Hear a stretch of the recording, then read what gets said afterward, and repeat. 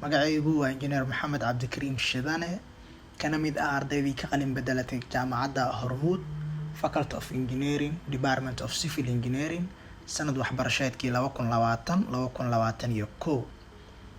Hadda waxaan ku noolahay magaalada Istanbul ee dalka Turkiga oo aan ka diyaariyo heerkii labaad ee waxbarashada Master Degree jaamacad ku taala wadankan oo lagu magacaabo Istanbul Gedic University ayaa waxaan ka diyaariyaa Master of Civil Engineering.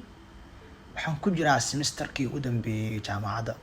Markaan jaamacadda bilaabayay waxyaabihii ugu weynaa ee aan jaamacadda Hormuud ku doortay waxay ka mid ahayd maadaama aan diyaarinayay ama aan baranayay Faculty of Civil Engineering uuna yahay faculty u baahan more practice, jaamacadduna ay tahay jaamacad xooga saarta practicada.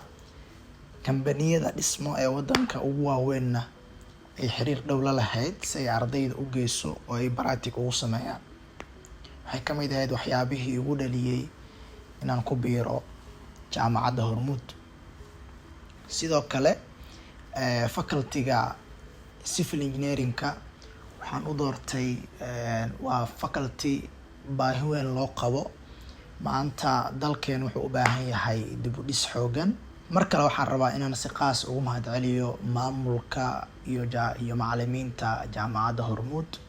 run ahaantii waqti badan bayna soo geliyeen, dadaal badan bay nagu soo bixiyeen, waxay naga dhigeen dad asaagood wax la qaybsan kara.